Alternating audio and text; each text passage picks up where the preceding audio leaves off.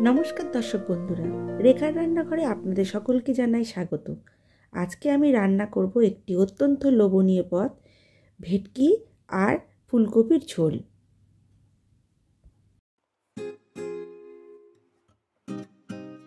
প্রথমেই ওভেনে একটা ফ্রাই প্যান নিয়ে তাতে সর্ষের তেল দিয়ে গরম করতে বসিয়ে দিলাম।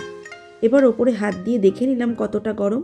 তারপরে আমি মাছগুলোকে এক এক করে নুন হলুদ মাখিয়ে আগে থেকে রেখেছিলাম আর সেগুলো ফ্রাই প্যানে ছেড়ে দিলাম। এইভাবে আমি মাছগুলো ফ্রাই প্যানে দিয়ে এপিট ওপিট করে উলট পালট করে মাছগুলো মাঝারি আঁচে হালকা করে ভেজে নিলাম। অত্যাধিক লাল করব না, যাতে মাছ যদি অত্যাধিক লাল করি তাহলে মাছগুলো স্বাদটা নষ্ট হয়ে যাবে। সেই জন্য মাছগুলো হালকা করে এপিট ওপিট করে ভেজে একটা ডিশে আমি মাছগুলোকে তুলে নিলাম। মাছ ভাজা হয়ে গেল। এবার আমি আরেকটা কড়া নিয়ে ওভেনের ওপর দিয়ে তাতে সর্ষের তেল দিয়ে খানিকটা গরম করতে বসালাম।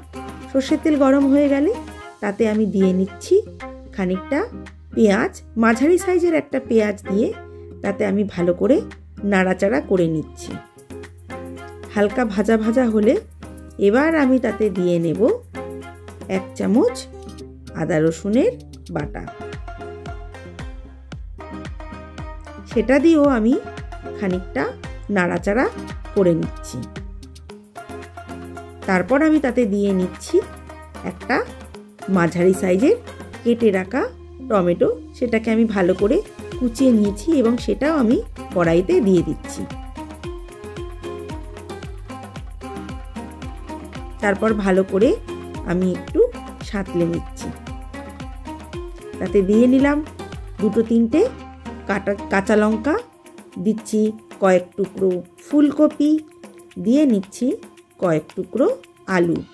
সেটাকেও আমি ভালো করে নাড়াচাড়া করে নিচ্ছি।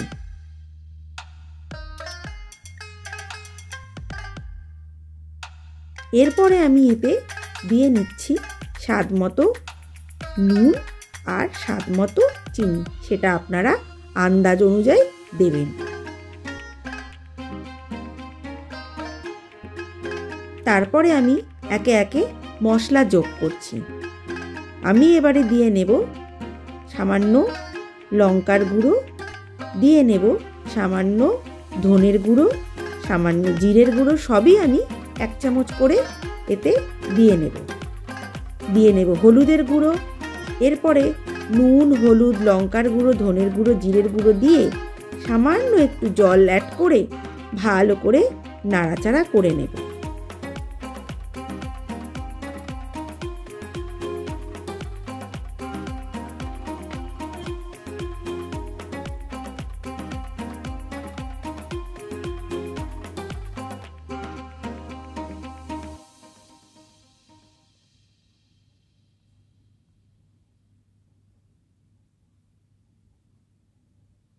এরপর আমি অ্যাড করে নিচ্ছি সামান্য জল।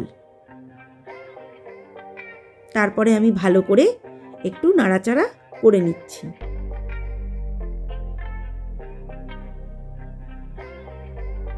আঁচটাকে কিন্তু এখন আমি ধিমেই রেখেছি। এরপরে আমি ঢাকনাটা দিয়ে খানিকটা সময়ের জন্য ওটাকে একটু মুছতে দেব। ঢাকনা খুলে নিলাম 5 মিনিট পরে। তাতে আমি এবারে ভালো করে মশলাটা নেড়ে দিয়ে নেব মাছগুলো। তারপরে মাছটা দিয়ে হালকা করে নাড়াচাড়া করে তাতে আমি দিয়ে নেব সামান্য জল, দিয়ে সেটাকে ঢাকা দিয়ে আবারও ফুটতে দেব। দর্শক বন্ধুরা, আমার এই রেখার রান্নাঘর চ্যানেলটিকে লাইক করুন, কমেন্ট করুন, শেয়ার করুন। পাশে থাকা বেল আইকনটি ক্লিক করে আমার সঙ্গে এভাবেই থেকে আমার চ্যানেলটিকে এগিয়ে নিয়ে যান এবং আপনাদের অসংখ্য ভালোবাসা দিয়ে আমার চ্যানেলটিকে সাবস্ক্রাইব করুন। লাইক, কমেন্ট, শেয়ার করে আমাকে অবশ্যই জানাতে ভুলবেন না আপনারা কে কোথা থেকে আমার আজকের এই ফুলকপি আর ভেটকি মাছের ঝোলটা রান্নাটা কেমন হয়েছে দেখছেন এবং অবশ্যই আমাকে জানাবেন। 10 মিনিটের মতো রাখবো ঢাকা দিয়ে। ফুটে উঠলে আমি তাতে ওপর থেকে ছড়িয়ে দেব সামান্য ধনেপাতা। আবারও আমি 5 মিনিটের মধ্যে রেখে দেব যাতে ঝোলটা ভালো মতো হয়ে যায় আর আলু আর ফুলকপিটা সেদ্ধ হয়ে গেলেই তৈরি হয়ে যাবে আজকের আমার ধনেপাতা ভেটকি মাছের ঝোল। তো দর্শক বন্ধুরা, অবশ্যই আমাকে জানাবেন আজকের আমার এই ধনেপাতা ভেটকি ঝোল কেমন লাগলো। গরম গরম এক থালা ভাত তো অবশ্যই খাওয়া হয়ে যায় শীতের এই ফুলকপি দিয়ে।